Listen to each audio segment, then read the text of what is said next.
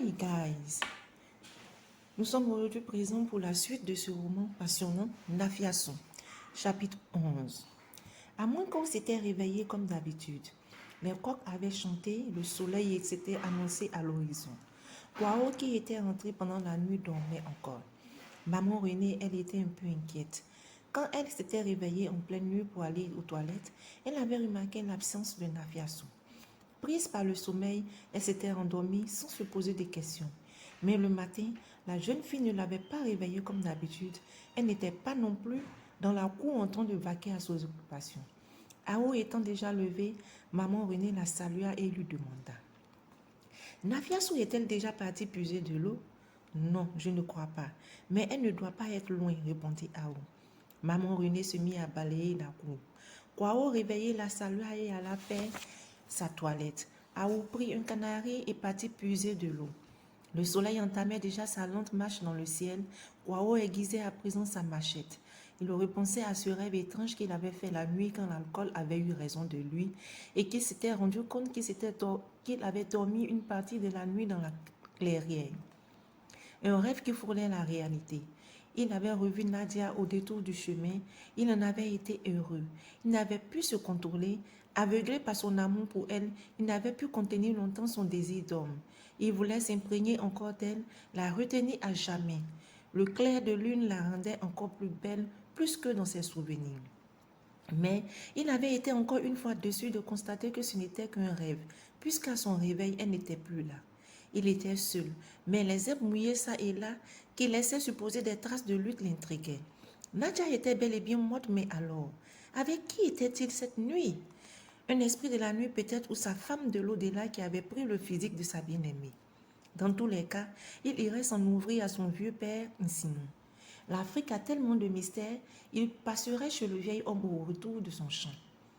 Où est Nafiason? Demanda-t-il à maman Renée. La vieille femme hésita un instant puis mentit. Elle est partie me chercher des feuilles de l'autre côté du village. Ah bon? Je vous dévance dans les champs. Nous te rejoindrons tout à l'heure. Après le départ de Kwao, maman Renée s'est dit qu'elle avait bien fait de mentir. Mais elle espérait que Nafiason n'avait pas fait une bêtise en découchant. De toute façon, elle connaissait sa petite fille et ne doutait pas un seul instant de sa bonne conduite. Nafiason était comme sa mère Nadia, que la mort avait fauchée un matin sans crier gare, une mort aussi banale que douloureuse. Maman Renée était anxieuse. L'air était lourd de cette aura négative qui précède un mauvais événement.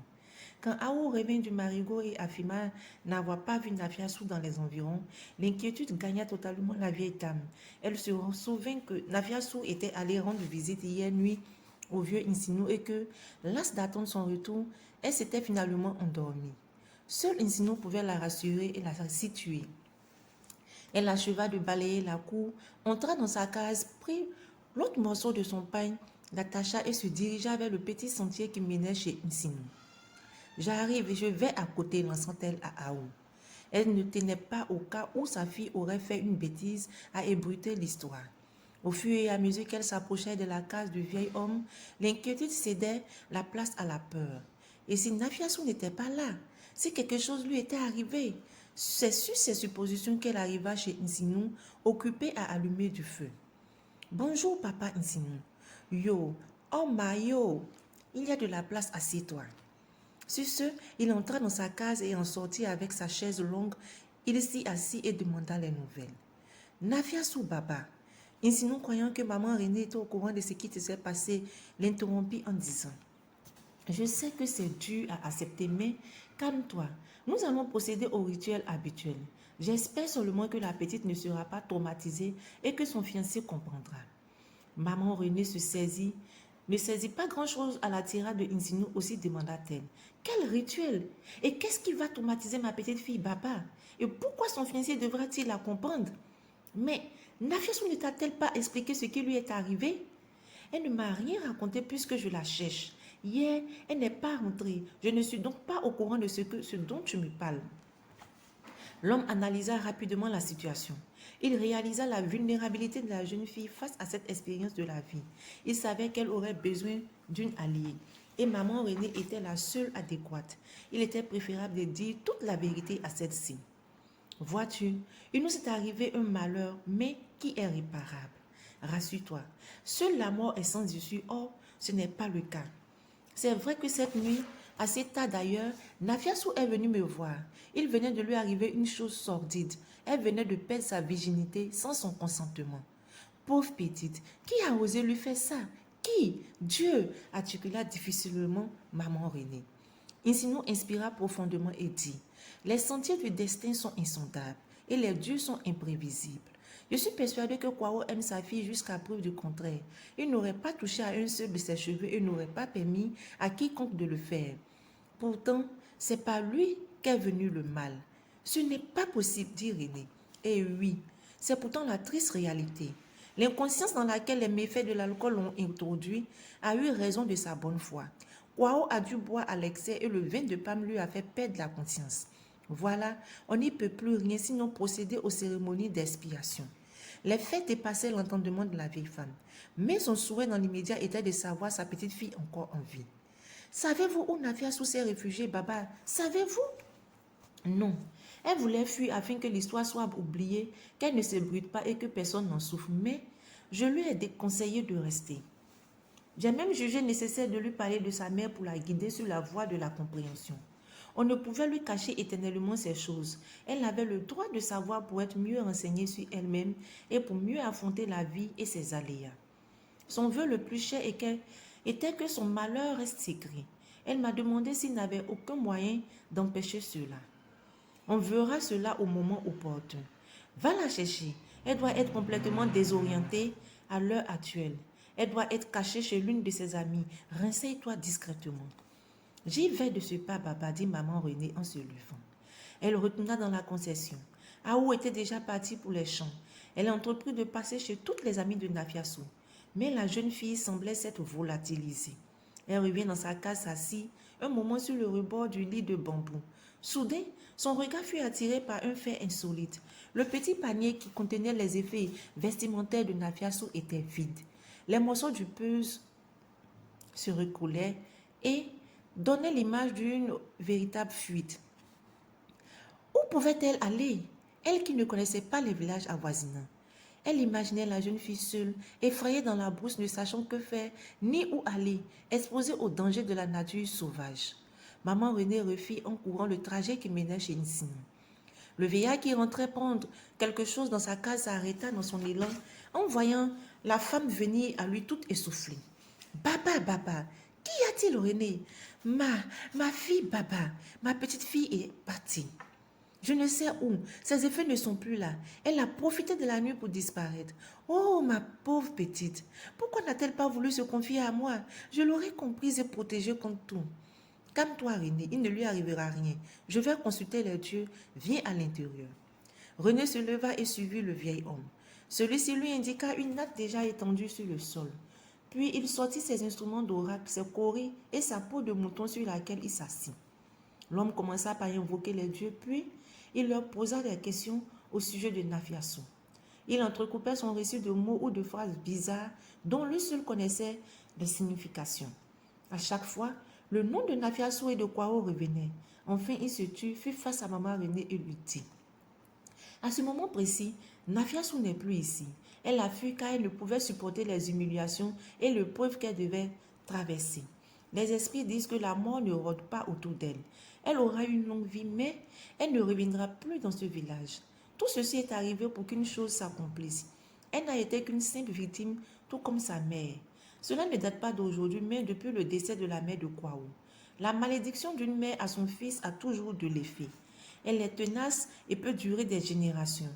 Surtout quand elle arrive à un moment où la mère est prête à rejoindre l'autre monde.